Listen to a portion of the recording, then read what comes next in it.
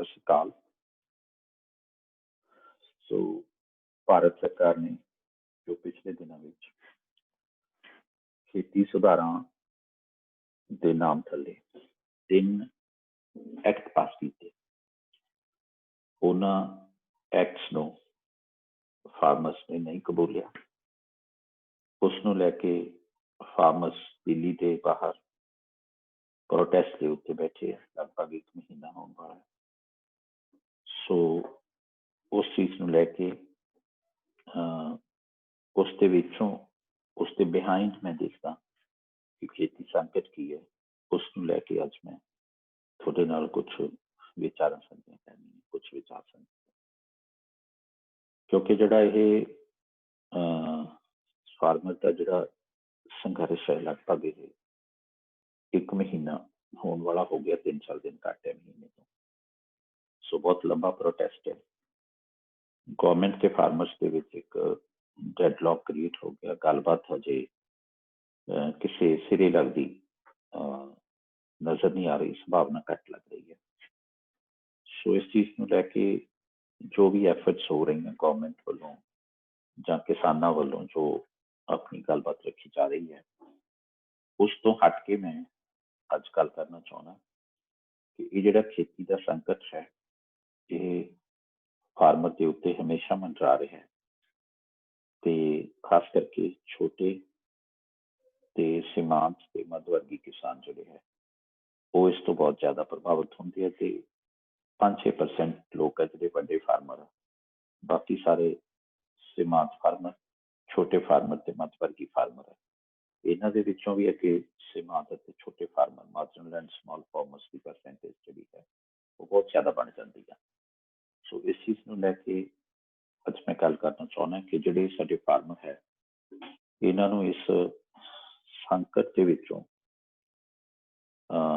हमेशा लिए कढ़ण वास्ते की उपराले किए जा सकते हैं, क्योंकि फाइट जिहड़ी है ये एक ठीक है जदों बंदे की मजबूरी बन जाती है, बंदा उदों फाइट करता, बट फाइट दे नाल असीं अज की जिहड़ी फाइट है जे मैं उस संदर्भ में गल करां तां असीं 3 खेती कानून रद्द करवा के जे रद्द भी हो जाते हैं तो साडा फार्मर फिर पहला वाली कंडीशन च बैठा। पहला वाली कंडीशन भी फार्मर की बहुत ही वधिया नहीं सी। इसलिए किवें असीं फार्मर नूं अपलिफ्ट कर सकते हैं, उस चीज़ नूं लैके अज जिहड़ी मैं गलबात कर रहा। सो अपनी गल शुरू करन तो पहला मेरी एक बेनती है कि ये जिहड़ी ओपीनियन है ये मेरे पर्सनल ओपीनियन है। मैं किसी दे रिप्रजेंटेटिव के तौर पर ये गल नहीं कर रहा, क्योंकि मैं देखता, मैं समझता, मैं भी एक संवेदनशील व्यक्ति हाँ। सो इस वास्ते कदे मेरे भी मन में गल उठती है कि लंबे समय तो फार्मर संघर्ष करते आए तो हमेशा लड़ाई च रहे, जूझते रहे, स्ट्रगल्स रहे, लेकिन इन्हां दी जिहड़ियां बेसिक कंडीशन लाइफ दियां वो नहीं इंप्रूव हुई, तो उहदे वास्ते की करना चाहिए। क्योंकि इस तो पहला अपनी गल शुरू करा, मैं एक छोटी जी गल कहनी चाहना कि मेरा ख्याल है जां कोई स्टेटमेंट देखी, जां मैं पढ़िया, जां मैं सुनिया प्रधानमंत्री जी ने किते बोल रहे हैं कि 21वीं सदी का भारत जे बनाउणा है तो सानू 20वीं सदी के जिहड़े स्ट्रक्चर है, जिहड़े कानून है, उन्हां दे विच सानू चेंजिस करनियां पैणगियां ते वो असीं कर रहे हैं।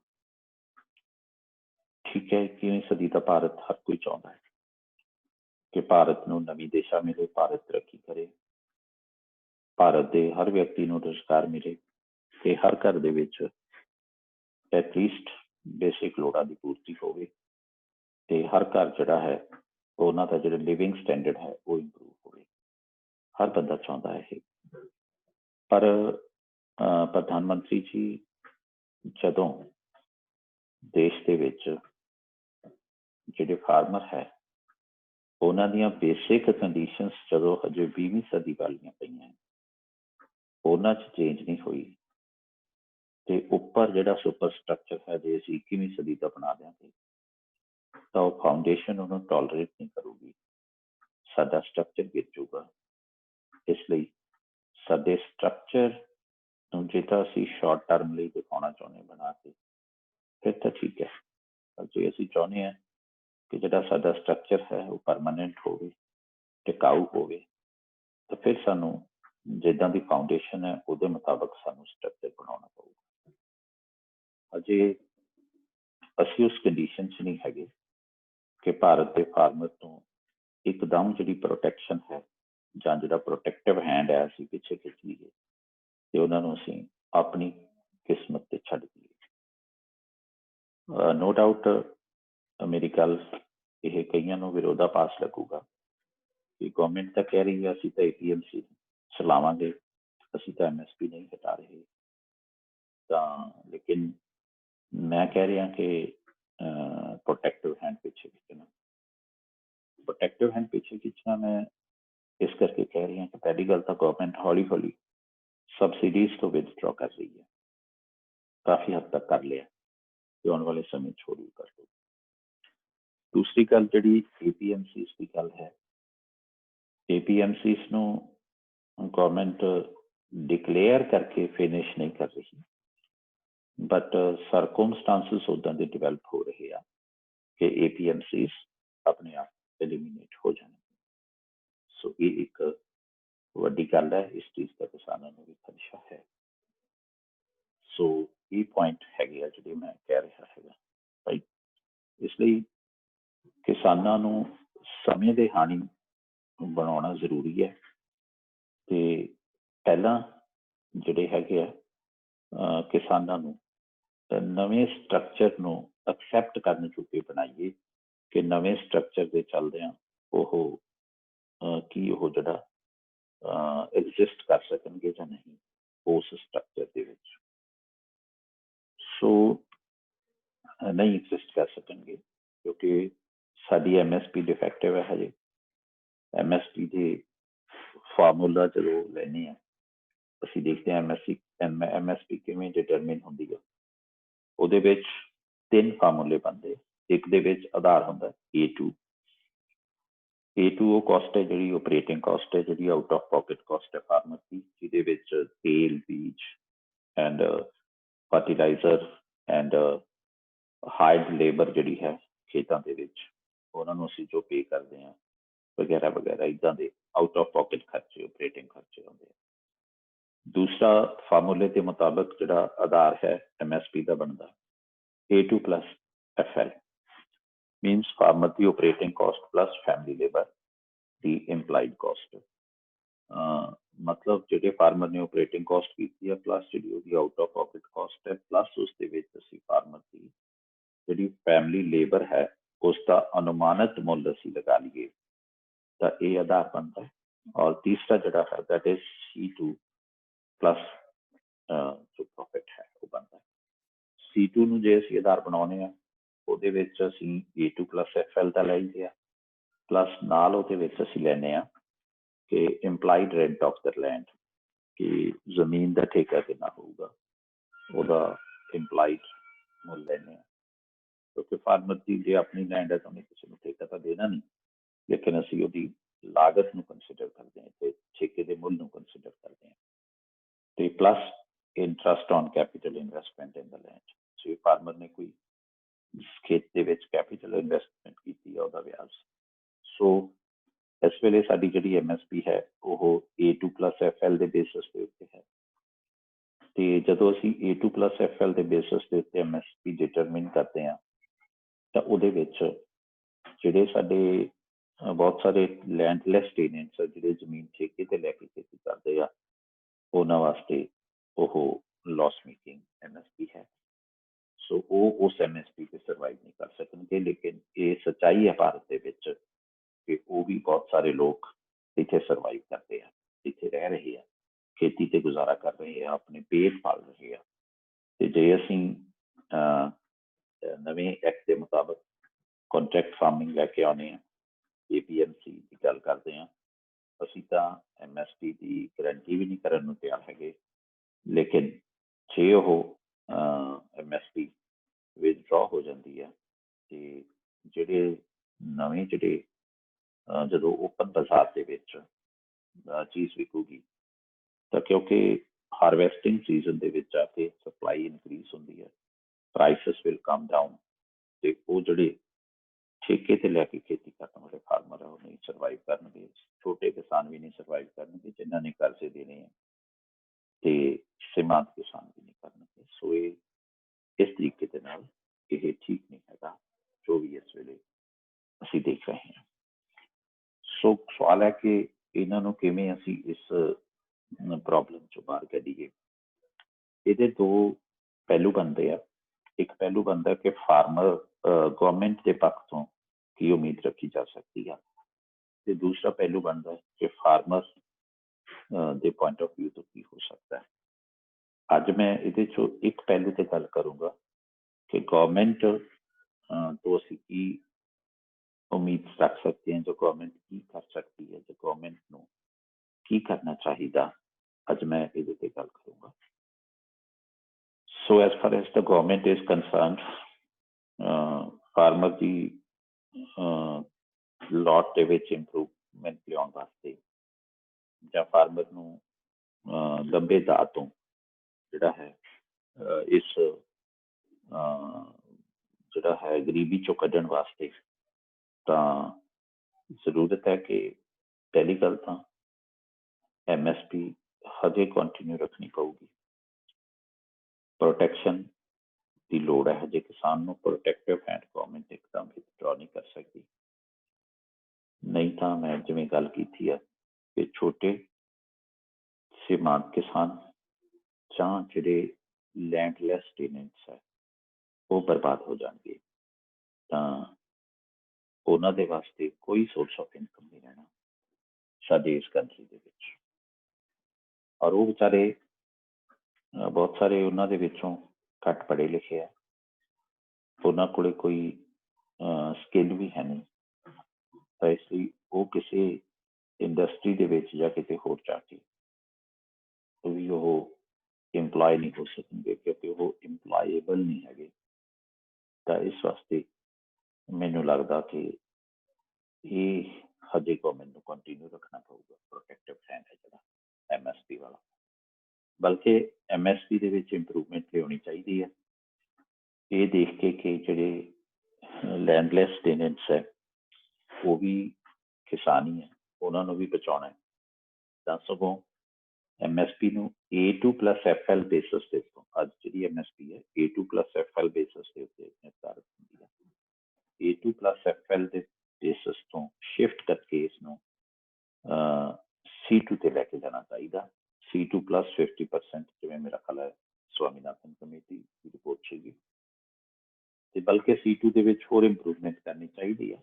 ਇਕੱਲਾ ਇੰਪਲਾਈਡ ਰੈਂਟ ਦਾ ਨੋਸ਼ਨਲ ਰੈਂਟ ਹੀ ਨਹੀਂ ਕੰਸੀਡਰ ਕਰਨਾ ਚਾਹੀਦਾ, ਤਾਂ ਇੰਟਰਸਟ ਔਨ ਕੈਪੀਟਲ ਇਨਵੈਸਟਮੈਂਟ ਨਹੀਂ ਕਰਨੀ ਚਾਹੀਦੀ ਇਕੱਲੀ ਕੰਸੀਡਰ, ਬਲਕਿ ਇਹਦੇ ਨਾਲ ਨਾਲ ਜਿਹੜਾ ਹੈ depreciation on the farming machinery ਵੀ ਕੰਸੀਡਰ ਕਰਨੀ ਚਾਹੀਦੀ ਹੈ।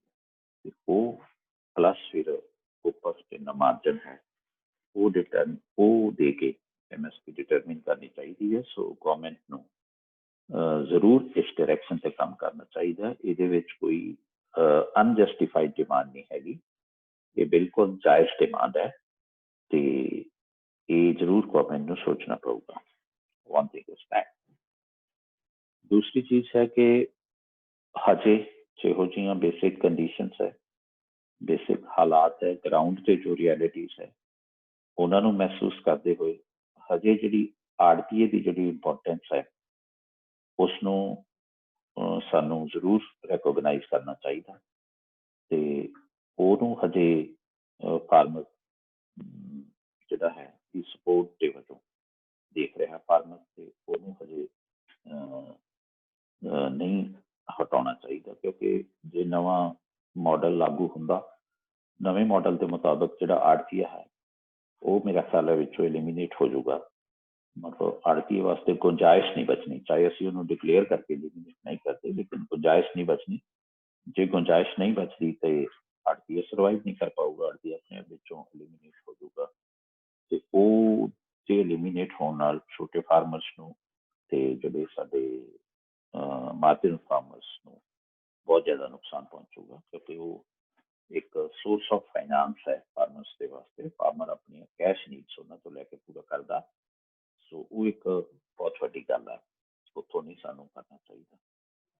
ਐਂਡ ਤੀਸਰੀ ਗੱਲ ਜਿਹੜੀ ਹੈ, ਜੋ ਇਮੀਡੀਏਟਲੀ ਜੋ ਗਵਰਨਮੈਂਟ ਕਰ ਸਕਦੀ ਆ, ਸੈਂਟਰ ਗਵਰਨਮੈਂਟ ਨੂੰ ਸਟੇਟ ਗਵਰਨਮੈਂਟਸ ਦੇ ਨਾਲ ਮਿਲ ਕੇ, ਕਿਉਂਕਿ ਐਗਰੀਕਲਚਰ ਇੱਕ ਸਟੇਟ ਸਬਜੈਕਟ ਹੈ, ਸਟੇਟ ਗਵਰਨਮੈਂਟਸ ਦੇ ਨਾਲ ਮਿਲ ਕੇ ਜਿਹੜੇ ਵੀ ਡਿਜ਼ਰਵਿੰਗ ਫਾਰਮਰਸ ਹੈ, ਮੈਂ ਇਹ ਨਹੀਂ ਕਹਿੰਦਾ ਸਾਰਿਆਂ ਨੂੰ, ਜਿਹੜੇ ਵੀ ਡਿਜ਼ਰਵਿੰਗ ਫਾਰਮਰਸ ਹੈ, ਜਿਨ੍ਹਾਂ ਦੀ ਕੰਡੀਸ਼ਨ ਦਾ ਸਰਵੇ ਕਰਕੇ ਜੈਨੂਅਨ ਤਰੀਕੇ ਦੇ ਨਾਲ ਲੱਗਦਾ ਕਿ ਹਜੇ ਇਹ ਵਾਲੇ ਜਿਹੜੇ ਫਾਰਮਰ ਹੈ ਇਹ ਆਪਣਾ ਕਰਜ਼ਾ ਮੋੜਨ ਦੇ ਸਮਰੱਥ ਨਹੀਂ ਹੈਗੇ, ਉਸ ਕਰਜ਼ੇ ਨੂੰ ਘੱਟੋ ਘੱਟ ਡੈਫਰ ਕੀਤਾ ਜਾਵੇ ਕਿ ਉਹਦੇ ਤੇ ਵਿਆਜ ਹੈ ਜਿਹੜਾ ਉਹ ਰੋਕ ਦਿੱਤਾ ਜਾਵੇ ਫਿਲਹਾਲ, ਕਿਉਂਕਿ ਜਦੋਂ ਉਹ ਪੇ ਕਰਨ ਦੇ ਸਮਰੱਥ ਹੀ ਨਹੀਂ ਹੈਗੇ ਤੇ ਨੋ ਡਾਊਟ ਜੋ ਵੀ ਹੋਇਆ ਪਿਛਲੇ ਸਮੇਂ ਦੇ ਵਿੱਚ ਕਰਜ਼ੇ ਦਾ ਮਿਸ ਯੂਟੀਲਾਈਜੇਸ਼ਨ ਹੋਇਆ ਜਾਂ ਜੋ ਵੀ ਹੋਇਆ, I don't know, I can't comment even here. ਲੇਕਿਨ ਇਹ ਜ਼ਰੂਰ ਹੈ ਅੱਜ ਦੀ ਹਾਲਤ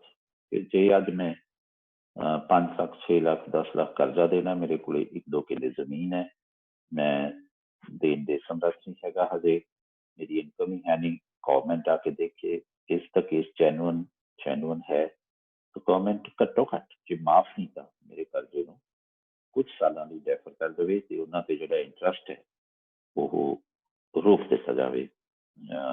ਜਦੋਂ ਗਵਰਨਮੈਂਟ ਉਹਦੀ ਡੈਫਰਮੈਂਟ ਕਰੂਗੀ ਉਸ ਤੋਂ ਬਾਅਦ ਉਹਦੇ ਤੇ ਇੰਟਰਸਟ ਨਹੀਂ ਪੈਣਾ ਚਾਹੀਦਾ, ਸੋ ਦੈਟ ਫਾਰਮਰ ਨੂੰ ਇੱਕ ਸਮਾਂ ਮਿਲੇ ਉਸਨੂੰ ਰੀਪੇ ਕਰਨ ਦਾ, ਸੋ ਉਹਦੇ ਤੇ ਹੋਰ ਬੋਝ ਵੀ ਨਾ ਵਧੇ ਇੰਟਰਸਟ ਦਾ, ਤੇ ਉਹਨੂੰ ਜਿਹੜੀ ਪਰੇਸ਼ਾਨੀ ਹੈ ਲਿਟੀਗੇਸ਼ਨ ਦੀ ਜਾਂ ਬੈਂਕ ਪਰਸੋਨਲ ਦੀ ਜਿਹੜੀ ਹੈ ਚੱਕਰ ਮਾਰਦੀ, ਉਹਦੇ ਤੋਂ ਵੀ ਉਹਨੂੰ ਨਿਜਾਤ ਮਿਲੇ ਤੇ ਵਰਕ ਕਰ ਸਕੇ।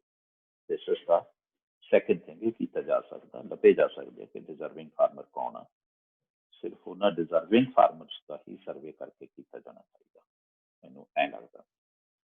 This is the second thing, ਜੇ ਹੋ ਜਾਵੇ ਤਾਂ ਇਹ ਬਹੁਤ ਵਧੀਆ ਗੱਲ ਆ।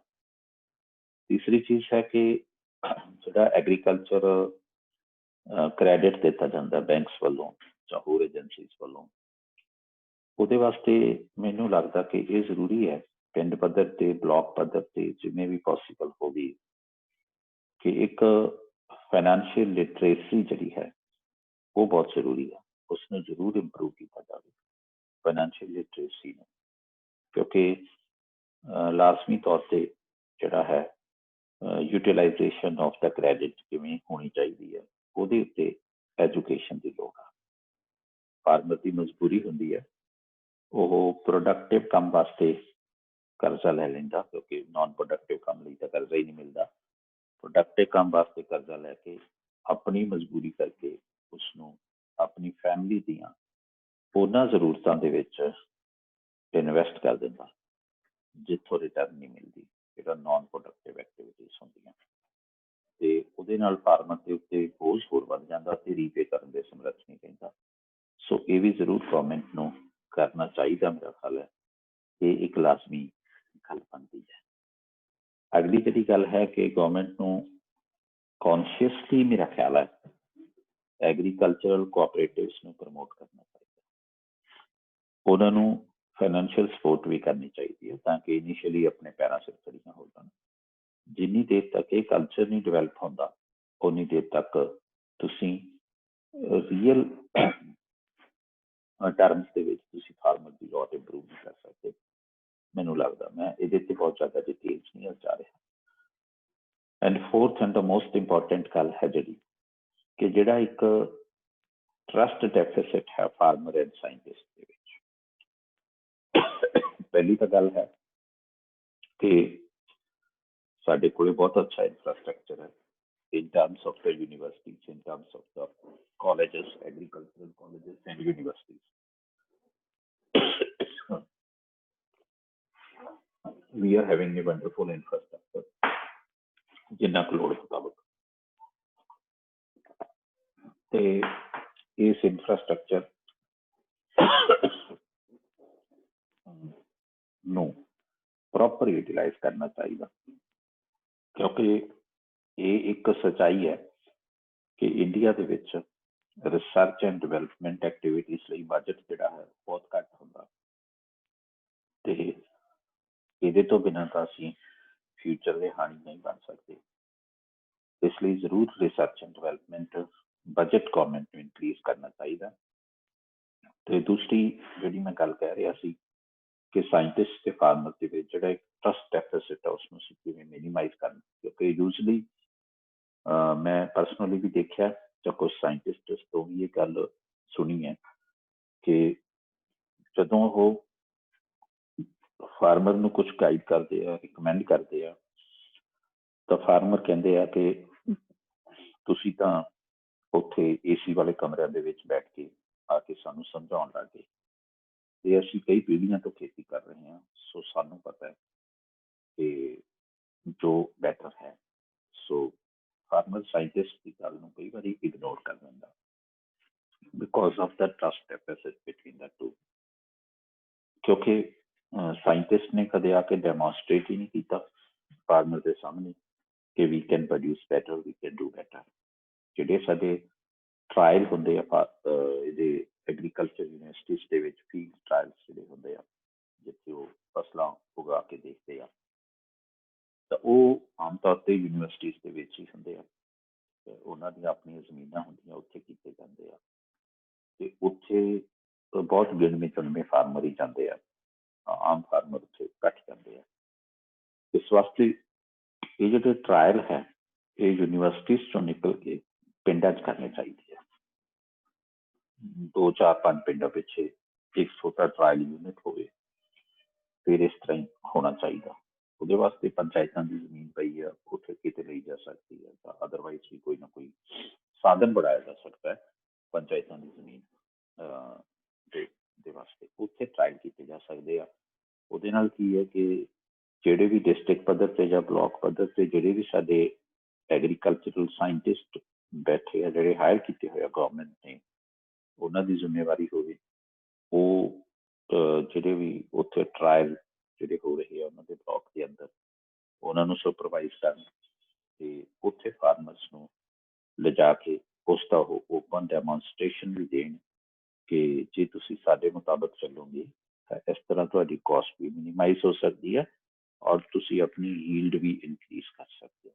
ਸੋ ਫਾਰਮਰ ਨੂੰ ਜ਼ਰੂਰ ਜਿਹੜਾ ਹੈ ਸਾਇੰਟਿਸਟ ਨੂੰ ਲੈਬ ਤੋਂ ਫਾਰਮ ਦੇ ਵਿੱਚ ਲੈ ਕੇ ਜਾਣਾ ਜ਼ਰੂਰੀ ਹੈ, ਤੇ ਜਿਹੜੇ ਟਰਾਇਲ ਹੈ ਉਹ ਫਾਰਮਰ ਦੇ ਡੋਰ ਤੇ ਲੈ ਕੇ ਜਾਣੇ ਜ਼ਰੂਰੀ ਹੈ।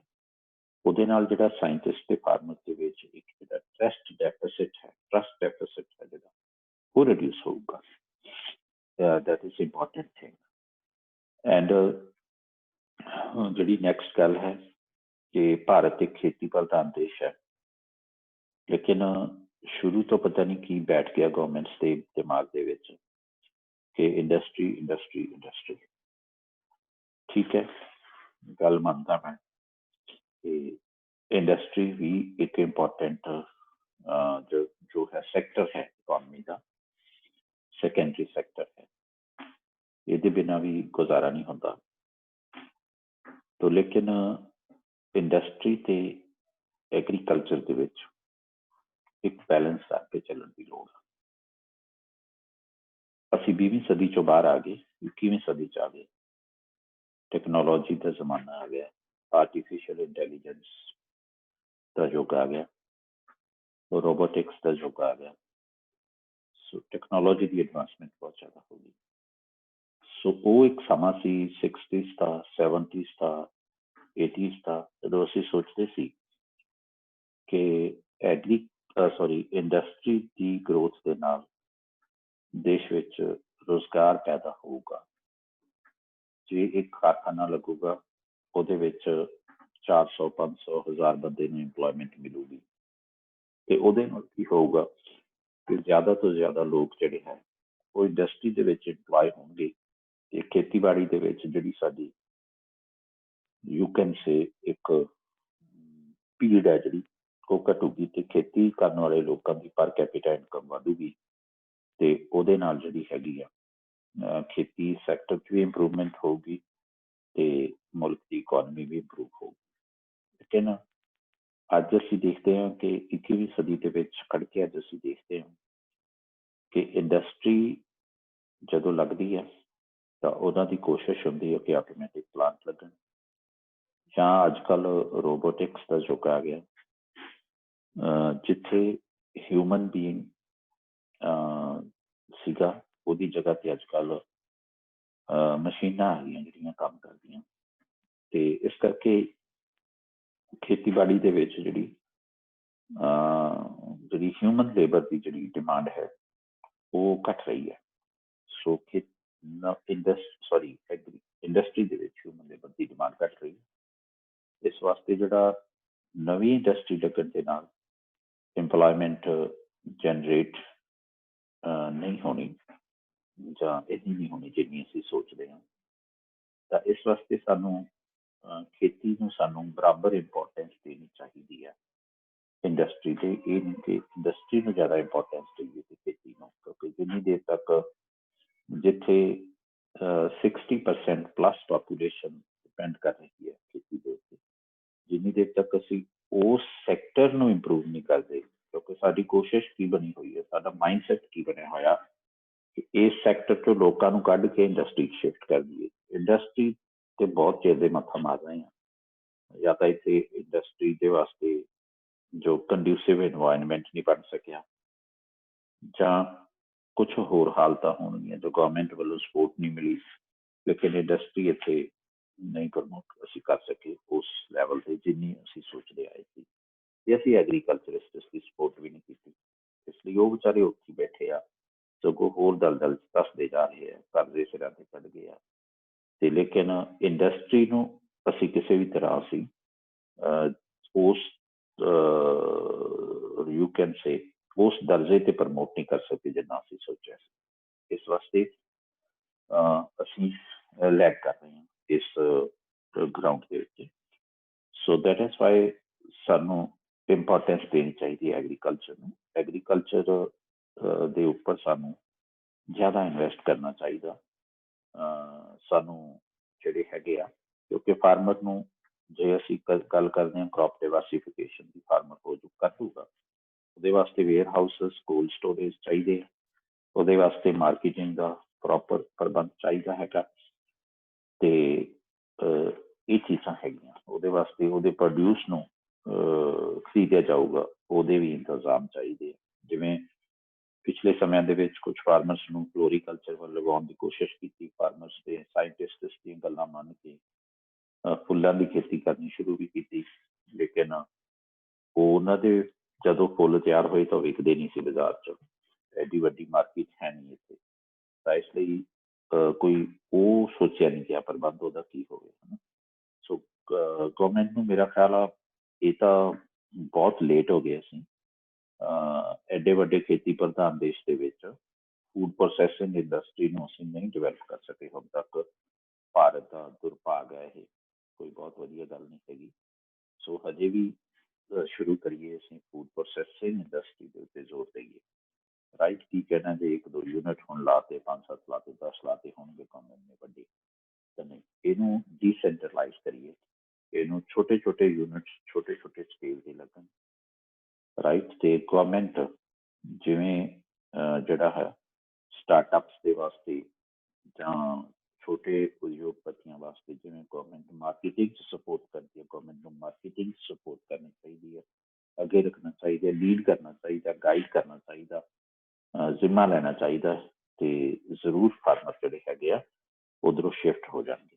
ਸੋ ਦੈਟ ਇਜ਼ ਵਾਈ ਜਿੰਨੀ ਦੇਰ ਤੱਕ ਅਸੀਂ ਕਨਵੈਨਸ਼ਨਲ ਐਗਰੀਕਲਚਰ 'ਚੋਂ ਫਾਰਮਰ ਨੂੰ ਨਹੀਂ ਕੱਢਦੇ, ਉਹ ਇਕੱਲੀ ਪਾਲਿਸੀਜ਼ ਦੇ ਨਾਲ ਨਹੀਂ ਨਿਕਲਣਾ, ਇਕੱਲੇ ਗਵਰਨਮੈਂਟ ਦੇ ਕਾਨੂੰਨ ਪਾਸ ਕੀਤਿਆਂ ਨਹੀਂ ਨਿਕਲਣਾ, ਇਕੱਲੇ ਗਵਰਨਮੈਂਟ ਦੀਆਂ ਅਪੀਲਾਂ ਨਾਲ ਨਹੀਂ ਨਿਕਲਣਾ, ਇਕੱਲੇ ਗਵਰਨਮੈਂਟ ਦੇ ਸੁਝਾਵਾਂ ਨਾਲ ਨਹੀਂ ਨਿਕਲਣਾ, ਇਕੱਲੇ ਸਾਇੰਟਿਸਟਸ ਦੁਆਰਾ ਜਰਨਲਸ ਦੇ ਵਿੱਚ ਜਾਂ ਅਖਬਾਰਾਂ ਦੇ ਵਿੱਚ ਛਾਪੇ ਹੋਏ ਵੱਡੇ ਵੱਡੇ ਆਰਟੀਕਲਸ ਦੇ ਨਾਲ ਨਹੀਂ ਨਿਕਲਣਾ।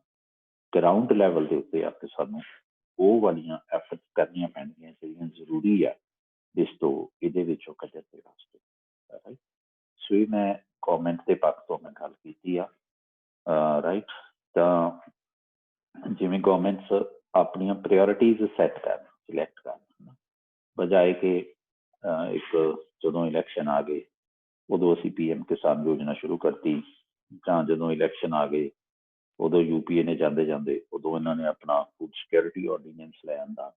ਤਾਂ ਉਹ ਕੀ ਹੈ, ਬੜੀਆਂ ਗੱਲਾਂ ਠੀਕ ਨਹੀਂ ਲੱਗਦੀਆਂ ਹਨ, ਕਿਉਂਕਿ PM ਕਿਸਾਨ 'ਚ ਅਸੀਂ 6,000 ਰੁਪਇਆ ਦੇ ਰਹੇ ਹਾਂ, ਔਰ ਉਹ ਵੀ ਮੇਰੇ ਇੱਕ ਪੰਜਾਬ ਦੇ BJP ਦੇ ਲੀਡਰ ਵੀਰ ਜਿਹੜੇ ਸੀਗੇ ਉਹ ਕਹਿ ਰਹੇ ਸੀ ਕਿ ਦੇਖੋ ਸਾਡੇ ਪ੍ਰਧਾਨ ਮੰਤਰੀ ਜੀ ਨੇ ਮੰਗੇ ਬਿਨਾਂ ਮੰਗਿਆ PM ਕਿਸਾਨ ਸ਼ੁਰੂ ਕਰਤਾ, 6,000 ਰੁਪਇਆ ਸਾਲ ਦਾ ਦੇਣਾ ਸ਼ੁਰੂ ਕਰਤਾ ਕਿਸਾਨਾਂ ਨੂੰ।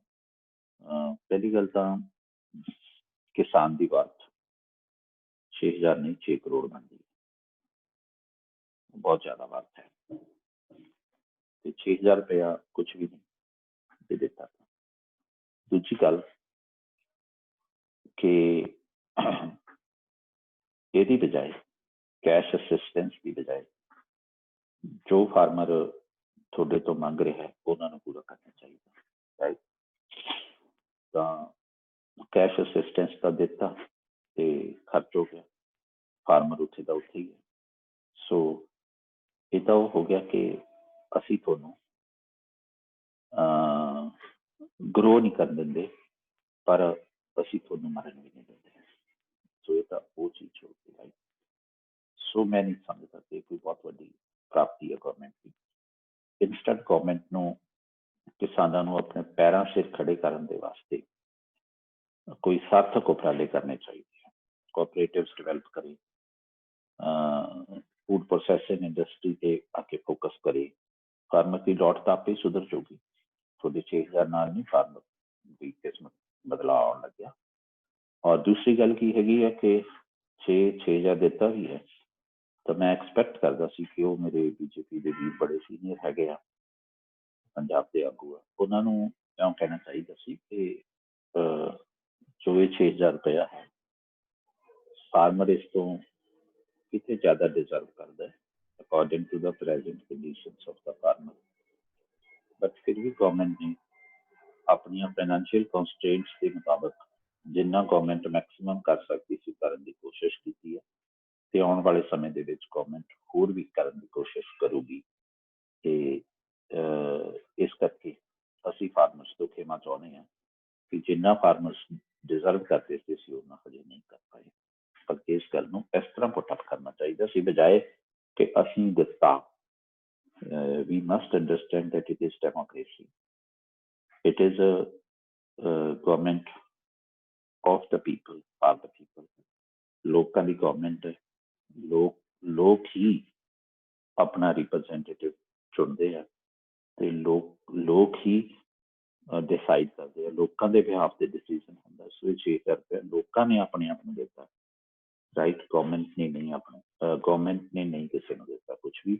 ਲੋਕਾਂ ਦਾ ਖਜ਼ਾਨਾ ਹੈ, ਲੋਕਾਂ ਦਾ ਭਾਰਤ ਹੈ, ਲੋਕਾਂ ਦਾ ਕੰਸੋਲੀਡੇਟਡ ਫੰਡ ਹੈ, ਰਾਈਟ। ਲੋਕਾਂ ਦੀ ਆਵਾਜ਼ ਹੈ, ਲੋਕ ਰਿਸੋਰਸਿਸ ਦੇ ਮਾਲਕ ਹੈ, ਤੇ ਲੋਕਾਂ ਨੇ ਆਪਣੇ ਆਪ ਨੂੰ 6,000 ਰੁਪਇਆ ਦਿੱਤਾ, ਨਾ ਕਿ ਕਿਸੇ ਗਵਰਨਮੈਂਟ ਨੇ ਦਿੱਤਾ ਜਾਂ ਕਿਸੇ ਪ੍ਰਧਾਨ ਮੰਤਰੀ ਨੇ ਦਿੱਤਾ। ਸੋ ਦੈਟ ਇਜ਼ ਵਾਈ ਇਹ ਜਿਹੜਾ ਮਾਈਂਡ ਸੈਟ ਹੈ, ਜਿੰਨੀ ਦੇਰ ਤੱਕ ਸਾਡੀ ਪੋਲੀਟੀਕਲ ਲੀਡਰਸ਼ਿਪ ਆਪਣਾ ਚੇਂਜ ਨਹੀਂ ਕਰ ਲੈਂਦੀ, ਉਨੀ ਦੇਰ ਤੱਕ ਵੀ ਜਿਹੜੇ ਸਾਰਥਕ ਸੁਝਾਅ ਨਹੀਂ ਹੋਣ ਵਾਲੇ, ਸੌਰੀ ਸਾਰਥਕ ਜਿਹੜੇ ਹੈ ਉਪਾਅ ਨਹੀਂ ਹੋਣ ਵਾਲੇ ਕਿਸੇ ਵੀ ਖੇਤਰ ਦੇ ਵਿੱਚ। So that is why farmers ਦੇ ਪੱਖ ਤੋਂ, ਸੌਰੀ ਗਵਰਨਮੈਂਟ ਦੇ ਪੱਖ ਤੋਂ ਜੋ ਮੈਂ ਕਨਕਲੂਡ ਕਰਨਾ ਹੈ, MSP should continue, protection should continue, protective hand should not be withdrawn immediately। ਅਜੇ ਸਾਡਾ ਫਾਰਮਰ ਆਪਣੇ ਪੈਰਾਂ ਸਿਰ ਤੁਰਨ ਦੇ ਯੋਗ ਨਹੀਂ ਹੈ। ਜੇ ਤੁਸੀਂ ਉਹਦੇ ਤੋਂ ਸਪੋਰਟ ਖੋਲੋਗੇ ਤਾਂ ਫਾਰਮਰ ਲੜਖੜਾ ਕੇ ਡਗਮਗਾਉਂਦਾ ਹੋਇਆ ਗਿਰ ਜੂਗਾ, ਚੋਟ ਲੱਗੂਗੀ, ਸੰਭਲ ਨਹੀਂ ਪਾਊਗਾ ਤੇ ਨੁਕਸਾਨ ਹੋਊਗਾ। ਨੰਬਰ 1। ਨੰਬਰ 2 ਤੇ ਜੋ ਵੀ MSP ਹੈ ਇਹਨੂੰ ਰੈਸ਼ਨਲਾਈਜ਼ ਕਰਨਾ ਚਾਹੀਦਾ, ਇਹਨੂੰ ਹੋਰ ਠੀਕ ਕਰਨਾ ਚਾਹੀਦਾ। ਇਹਦੇ ਵਿੱਚ C2+ ਡੈਪਰੀਸੀਏਸ਼ਨ ਨੂੰ ਬੇਸ ਬਣਾ ਕੇ ਫਿਰ ਉਹਦੇ ਉੱਪਰ ਜੋ ਵੀ ਹੈ 50% ਜਾਂ ਜਿੰਨਾ ਵੀ ਦੇਣਾ ਪ੍ਰੋਫਿਟ ਗਵਰਨਮੈਂਟ ਨੇ, ਉਹ ਫਾਰਮਰ ਜਿਹੜੇ ਆਰਗੇਨਾਈਜੇਸ਼ਨ ਆ ਉਹਨਾਂ ਦੇ ਨਾਲ ਰਾਏ ਕਰਕੇ ਜਾਂ ਇਕੋਨੋਮਿਸਟਸ ਨੂੰ ਬੁਲਾ ਕੇ ਉਹਨਾਂ ਦੇ ਨਾਲ ਵੀ ਗੱਲਬਾਤ ਕੀਤੀ ਜਾ ਸਕਦੀ ਹੈ। ਮਿਊਚੁਅਲੀ ਐਕਸੈਪਟੇਬਲ ਕੋਈ ਸੋਲਿਊਸ਼ਨ ਲੱਭ ਕੇ ਉਹ ਹੋਣਾ ਚਾਹੀਦਾ। MSP ਨੂੰ ਰੈਸ਼ਨਲਾਈਜ਼ ਕਰਨ ਦੀ ਲੋੜ ਹੈ। That is there. And next ਗੱਲ ਜੋ ਮੈਂ ਕੀਤੀ ਹੈ ਕਿ ਐਗਰੀਕਲਚਰ ਤੇ ਇੰਡਸਟਰੀ 'ਚ ਬੈਲੈਂਸ ਬਣਾਉਣ ਦੀ ਲੋੜ ਹੈ। ਐਗਰੀ ਇੰਡਸਟਰੀ ਦੇ ਪਿੱਛੇ ਬਹੁਤ ਜ਼ਿਆਦਾ ਦੌੜਨ ਦੀ ਲੋੜ ਨਹੀਂ। 21ਵੀਂ ਸਦੀ ਦੀ ਇੰਡਸਟਰੀ ਦਾ ਸੁਭਾਅ ਡਿਫਰੈਂਟ ਹੈ। 21ਵੀਂ ਸਦੀ ਦੀ ਇੰਡਸਟਰੀ ਬਹੁਤ ਜ਼ਿਆਦਾ ਇੰਪਲੋਇਮੈਂਟ ਜਨਰੇਟ ਕਰਨ ਵਾਲੀ ਨਹੀਂ ਹੈ, ਕਿਉਂਕਿ ਆਰਟੀਫਿਸ਼ੀਅਲ ਇੰਟੈਲੀਜੈਂਸ, ਰੋਬੋਟਿਕਸ, ਮਸ਼ੀਨਾਂ ਆਟੋਮੈਟਿਕ ਆ ਗਈਆਂ। ਇਸ ਵਾਸਤੇ ਇਹ ਭੁਲੇਖਾ ਕੱਢ ਦੇਣਾ ਚਾਹੀਦਾ ਕਿ ਇੰਡਸਟਰੀਅਲ ਗਰੋਥ ਦੇ ਨਾਲ ਐਗਰੀਕਲਚਰ ਦੇ ਵਿੱਚ ਉਹ ਜਿਹੜੀ ਸਰਪਲਸ ਲੇਬਰ ਹੈ ਜਿਹੜੀ ਲੱਗੀ ਹੋਈ ਉੱਥੇ, ਉਹ ਸ਼ਿਫਟ ਹੋਊਗੀ। ਉਹ ਭੁਲੇਖਾ ਕੱਢ ਦੇਣਾ ਚਾਹੀਦਾ। ਪਰ ਅਗਲੀ ਗੱਲ ਹੈ ਕਿ ਜਿਹੜੇ ਡਿਜ਼ਰਵਿੰਗ ਫਾਰਮਰਸ ਹੈ, ਛੋਟੇ ਫਾਰਮਰਸ ਹੈ, ਜਿਨ੍ਹਾਂ ਦੇ ਜੈਨੂਅਨ ਕੇਸਸ ਹੈ, ਉਹਨਾਂ ਦੇ ਉੱਪਰ ਜਿਹੜੇ ਕਰਜ਼ੇ ਦੇ ਬੋਝ ਹੈ, ਉਹਨਾਂ ਨੂੰ ਫਿਲਹਾਲ ਡੈਫਰ ਕਰ ਦੇਣਾ ਚਾਹੀਦਾ। ਉਹਨਾਂ ਤੇ ਇੰਟਰਸਟ ਐਡੀਸ਼ਨਲ ਲੱਗਣਾ ਰੋਕ ਦੇਣਾ ਚਾਹੀਦਾ। ਇੱਕ ਬਹੁਤ ਵੱਡੀ ਰਾਹਤ ਮਿਲ ਜੂਗੀ ਫਾਰਮਰ ਨੂੰ ਇਸ ਤਰੀਕੇ ਦੇ ਨਾਲ। ਇਹ ਕਰਨਾ ਚਾਹੀਦਾ ਹੈ। ਖੇਤੀ 'ਚ ਕੋਆਪਰੇਟਿਵ ਨੂੰ ਡਿਵੈਲਪ ਕਰਨਾ ਚਾਹੀਦਾ ਹੈ। ਫਾਰਮਰਸ ਜਿਹੜੇ ਸਾਡੇ ਸਾਇੰਟਿਸਟਸ ਹੈ, ਉਹਨਾਂ ਨੂੰ ਫੀਲਡ ਵਿੱਚ ਆਉਣਾ ਚਾਹੀਦਾ ਹੈ। ਜਿਹੜੇ ਫੀਲਡ ਟਰਾਇਲਸ ਹੈ ਜਿਹੜੇ, ਉਹ ਯੂਨੀਵਰਸਿਟੀਜ਼ ਦੇ ਵਿੱਚ ਕਰਨ ਨਾਲੋਂ ਪਿੰਡਾਂ ਵਿੱਚ ਆ ਕੇ ਕਰਨੇ ਚਾਹੀਦੇ ਹੈ। ਉਹਦੇ ਨਾਲ ਸਾਇੰਟਿਸਟ ਤੇ ਫਾਰਮਰ ਦੇ ਵਿੱਚ ਜਿਹੜਾ ਟਰਸਟ ਡੈਫਿਸਿਟ ਹੈ ਉਹ ਘਟੂਗਾ। ਟਰਸਟ ਦਾ ਜਿਹੜਾ ਇੱਕ ਬੌਂਡ ਹੈ ਜਿਹੜਾ ਉਹ ਡਿਵੈਲਪ ਹੋਊਗਾ।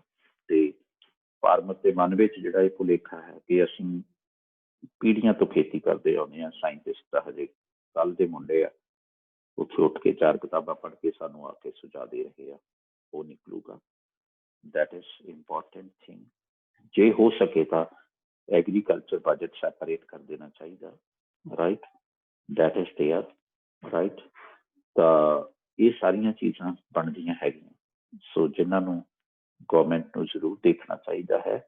ਗੌਰਮੈਂਟ ਨੂੰ ਇੱਕ ਚੀਜ਼ ਦਾ ਜ਼ਰੂਰ ਧਿਆਨ ਰੱਖਣਾ ਚਾਹੀਦਾ ਕਿ 60% ਪਾਪੂਲੇਸ਼ਨ, 16% GDP 'ਚ ਕੰਟਰੀਬਿਊਸ਼ਨ। ਇਹਦਾ ਮਤਲਬ ਜਿਹੜੇ 60 ਲੋਕ 16 ਰੁਪਏ ਦੇ ਜੀ ਰਹੇ ਆ, ਕਿਉਂਕਿ 16 ਰੁਪਏ ਆਮਦਨ ਆ ਉਹਨਾਂ ਦੀ, ਤੇ ਜਿਹੜੇ ਬਾਕੀ 40 ਲੋਕ ਆ ਉਹਨਾਂ ਦੀ 84 ਰੁਪਏ ਆਮਦਨ ਆ। ਸੋ ਇੰਨਾ ਵੱਡਾ ਗੈਪ ਹੈ ਪਰ ਕੈਪੀਟਾ ਇਨਕਮ ਜਿਹੜੇ ਫਾਰਮਿੰਗ 'ਚ ਲੱਗੇ ਹੋਏ ਆ ਉਹਨਾਂ ਦਾ, ਤੇ ਪਰ ਕੈਪੀਟਲ ਇਨਕਮ ਜਿਹੜੇ ਅਦਰ ਸੈਕਟਰਸ ਲੱਗੇ ਹੋਏ ਆ। ਸੋ ਇਸ ਵਾਸਤੇ ਫਾਰਮਰਸ ਨੂੰ ਸਮਰੱਥ ਬਣਾਵਾਂਗੇ ਤਾਂ ਇਕੋਨਮੀ ਜਿਹੜੀ ਮਜ਼ਬੂਤ ਹੋਊਗੀ, ਇਕੋਨਮੀ ਦੁਬਾਰਾ ਰੇਲਸ ਦੇ ਉੱਤੇ ਆਊਗੀ। ਤੇ ਅਗਲਾ ਮੇਰਾ ਸੁਝਾਅ ਹੈ ਜਿਹੜੀ ਮੇਰੀ ਸਰਕਾਰ ਨੂੰ, ਮੇਰੀ ਗੌਰਮੈਂਟ ਨੂੰ, ਕਿ ਜਦੋਂ ਵੀ ਸੰਕਟ ਹੋਵੇ, ਕਿਉਂਕਿ ਅੱਜ ਭਾਰਤ ਦੇ ਉੱਤੇ ਇੱਕ ਆਰਥਿਕ ਸੰਕਟ ਮੰਡਰਾ ਰਿਹਾ ਹੈ। ਭਾਰਤ ਦੀ ਅਰਥ ਵਿਵਸਥਾ ਕਮਜ਼ੋਰ ਹੈ। ਭਾਵੇਂ ਅਸੀਂ ਕੁਝ ਵੀ ਕਹੀ ਜਾਈਏ ਕਿ ਸਾਡੀ ਅਰਥ ਵਿਵਸਥਾ ਬਹੁਤ ਮਜ਼ਬੂਤ ਹੈ, ਲੇਕਿਨ ਸੱਚਾਈ ਹੈ ਕਿ ਸਾਡੀ ਅਰਥ ਵਿਵਸਥਾ ਕਮਜ਼ੋਰ ਹੈ। ਜਦੋਂ ਸਾਡੀ ਅਰਥ ਵਿਵਸਥਾ ਦੇ ਉੱਤੇ ਅੱਜ ਸੰਕਟ ਹੈ ਤਾਂ ਉਸ ਹਾਲਤ ਦੇ ਵਿੱਚ ਸਾਨੂੰ ਸਰਜੀਕਲ ਆਪਰੇਸ਼ਨ ਨਹੀਂ ਕਰਨੇ ਚਾਹੀਦੇ। ਪਹਿਲਾਂ ਸਾਨੂੰ ਕੋਸ਼ਿਸ਼ ਕਰਨੀ ਚਾਹੀਦੀ ਹੈ ਕਿ ਅਸੀਂ ਸਟੇਬਿਲਿਟੀ ਇਨਸ਼ੋਰ ਕਰੀਏ ਪ੍ਰੈਜ਼ੈਂਟ ਕੰਡੀਸ਼ਨਸ ਦੇ ਵਿੱਚ, ਉਹਨੂੰ ਸਟੇਬਲ ਕਰਕੇ ਉਸ ਤੋਂ ਬਾਅਦ ਅਸੀਂ ਜਿਹੜੇ ਹੈ ਅਗਲੇ ਰਿਫਾਰਮਸ ਦੇ ਵੱਲ ਵਧੀਏ। ਤੇ ਉਹ ਰਿਫਾਰਮਸ ਵੀ ਇੱਦਾਂ ਦੇ ਹੋਣ ਜਿਹੜੇ ਲੋਕਾਂ ਨੂੰ ਐਕਸੈਪਟੇਬਲ ਹੋਣ, ਕਿਉਂਕਿ ਜਦੋਂ ਅਰਥ ਵਿਵਸਥਾ ਆਲਰੇਡੀ ਜਿਹੜੀ ਹੈ ਉਹ ਬਿਮਾਰ ਹੈ, ਉਹ ਆਲਰੇਡੀ ਜਿਹੜੀ ਹੈ ਬਹੁਤ ਹੀ ਵਧੀਆ ਹਾਲਤ ਵਿੱਚ ਨਹੀਂ ਹੈ, ਉਸ ਕੰਡੀਸ਼ਨ ਦੇ ਵਿੱਚ ਕੁਛ ਨਵੇਂ ਇੱਦਾਂ ਦੇ ਜੇ ਮਸਲੇ ਜਾਂ ਇੱਦਾਂ ਦੇ ਇਸ਼ੂ ਖੜੇ ਹੋਣਗੇ ਤਾਂ ਉਹਦੇ ਨਾਲ ਜਿਹੜੀ ਹੈ ਸਾਡੀ ਇਕੋਨਮੀ ਨੂੰ ਹੋਰ ਸੱਟ ਲੱਗੂਗੀ, ਅਸੀਂ ਹੋਰ ਵੀਕ ਵਾਲੇ ਪਾਸੇ ਲੱਗ ਜਾਵਾਂਗੇ। ਕਿਉਂਕਿ ਮੈਂ ਇੱਕ ਬੜੀ ਸਿੰਪਲ ਜਿਹੀ ਐਗਜ਼ਾਮਪਲ ਨਾਲ ਗੱਲ ਕਰਦਾ ਕਿ ਜਦੋਂ ਡਾਕਟਰ ਦੇ ਕੋਲ ਇੱਕ ਮਰੀਜ਼ ਜਾਂਦਾ ਹੈ, ਮੰਨ ਲਓ ਕਾਫੀ ਸੀਰੀਅਸ ਹਾਲਤ ਹੈ ਮਰੀਜ਼ ਦੀ, ਤਾਂ ਸਭ ਤੋਂ ਪਹਿਲੀ ਗੱਲ ਡਾਕਟਰ ਦੀ ਹੁੰਦੀ ਹੈ ਕਿ ਮਰੀਜ਼ ਨੂੰ ਸਟੇਬਲ ਕੰਡੀਸ਼ਨ 'ਚ ਲੈ ਕੇ ਆਉਣਾ। ਜਿਹੜੇ ਉਹਦੇ ਵਾਈਟਲ ਇੰਡੀਕੇਟਰਸ ਹੈ, ਜੋ ਇੰਡੀਕੇਸ਼ਨਸ ਹੈ ਉਹਦੀਆਂ, ਉਹਨਾਂ ਨੂੰ ਸਭ ਤੋਂ ਪਹਿਲਾਂ ਸਟੇਬਿਲਿਟੀ 'ਚ ਲੈ ਕੇ ਆਉਣਾ। ਉਸ ਤੋਂ ਬਾਅਦ ਫਿਰ ਉਸ ਤੋਂ ਅਗਲਾ ਜਿਹੜਾ ਹੈ ਟ੍ਰੀਟਮੈਂਟ, ਕੋਈ ਓਪਰੇਸ਼ਨ ਕਰਨਾ, ਕੋਈ ਔਰਗਨ ਟ੍ਰਾਂਸਪਲਾਂਟ ਕਰਨਾ, ਕੋਈ ਸਰਜਰੀ ਕਰਨੀ ਹੈ ਮੇਜਰ ਜਾਂ ਕੋਈ ਹੋਰ, ਉਹ ਫਿਰ ਸ਼ੁਰੂ ਕਰਦੇ ਹਾਂ ਅਸੀਂ।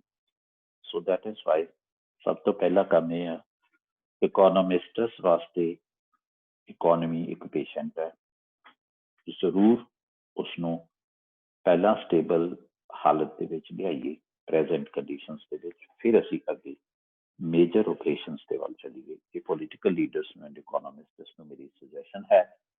ਗੌਰਮੈਂਟ ਨੂੰ ਮੇਰੀ ਰਾਏ ਹੈ ਕਿ ਸਮੇਂ-ਸਮੇਂ ਤੇ congress of economists, congress of agricultural experts ਜ਼ਰੂਰ ਬੁਲਾਇਆ ਕਰੇ। ਘੱਟੋ ਘੱਟ 4 ਇੱਦਾਂ ਦੀਆਂ ਕਾਂਗਰਸ ਇੱਕ ਸਾਲ 'ਚ ਹੋਣੀਆਂ ਚਾਹੀਦੀਆਂ। ਉਹਦੇ 'ਚੋਂ ਬਹੁਤ ਅੱਛੀ ਇਨਪੁਟ ਨਿਕਲ ਕੇ ਆਊਗੀ ਗਵਰਨਮੈਂਟ ਦੇ ਕੋਲ, ਤੇ ਉਹ ਗਵਰਨਮੈਂਟ ਨੂੰ ਪਾਲਿਸੀ ਮੇਕਿੰਗ ਦੇ ਵਿੱਚ ਬਹੁਤ ਜ਼ਿਆਦਾ ਸਪੋਰਟ ਕਰੂਗੀ। ਸੋ ਇੰਨਾ ਕਹਿੰਦਾ ਹੋਇਆ ਮੈਂ ਸਾਰਿਆਂ ਤੋਂ ਮਾਫੀ ਚਾਹੁੰਦਾ, ਤੇ ਕੱਲ ਦਾ ਜਿਹੜਾ ਮੇਰਾ ਹੋਊਗਾ ਉਹ ਫਾਰਮਰਸ ਦੇ ਪੁਆਇੰਟ ਤੋਂ ਹੋਊਗਾ, ਉਹ ਬਹੁਤ ਇੰਪੋਰਟੈਂਟ ਹੋਊਗਾ। ਅੱਜ ਜਨਰਲ ਗੱਲਾਂ ਸੀ, ਉਹ ਬਹੁਤ ਇੰਪੋਰਟੈਂਟ ਹੋਊਗਾ ਕੱਲ ਵਾਲਾ ਜਿਹੜਾ ਹੈ, ਪਲੀਜ਼ ਦੇਖਿਓ। ਤੇ ਅੱਜ ਦੇ ਇਸ ਬੇਸਿਸ ਦੇ ਉੱਤੇ ਮੈਨੂੰ ਸੁਝਾਅ ਪਲੀਜ਼ ਜ਼ਰੂਰ ਦਿਓ। ਤੁਹਾਡਾ ਸੁਝਾਅ ਮੇਰੇ ਲਈ ਬਹੁਤ ਇੰਪੋਰਟੈਂਟ ਆ। ਸੋ ਆਪਾਂ ਸਾਰੇ ਰਲ ਮਿਲ ਕੇ ਆਪਾਂ ਉਪਰਾਲਾ ਕਰਾਂਗੇ ਤੇ ਆਪਾਂ ਜ਼ਰੂਰ ਆਪਾਂ ਕੋਈ ਇਹਦਾ ਸਾਰਥਕ ਹੱਲ ਲੱਭਾਂਗੇ ਕਿ ਲੰਬੇ ਦਾਅ ਤੋਂ ਫਾਰਮਰ ਨੂੰ ਕਿਵੇਂ ਅਸੀਂ ਐਮਪਾਵਰ ਕਰ ਸਕਦੇ ਹਾਂ, ਸਟਰੈਂਥਨ ਕਰ ਸਕਦੇ ਹਾਂ, ਫਾਰਮਰ ਦੀ ਇਮੈਂਸੀਪੇਸ਼ਨ ਅਸੀਂ ਕਿਵੇਂ ਕਰ ਸਕਦੇ ਹਾਂ ਲੰਬੇ ਦਾਅ ਤੋਂ। ਸੋ ਸਤਿ ਸ਼੍ਰੀ ਅਕਾਲ ਸਾਰਿਆਂ ਨੂੰ, ਬਹੁਤ ਬਹੁਤ ਧੰਨਵਾਦ ਤੁਹਾਡਾ। ਸੋ ਕੱਲ ਫਿਰ, ਥੈਂਕ ਯੂ।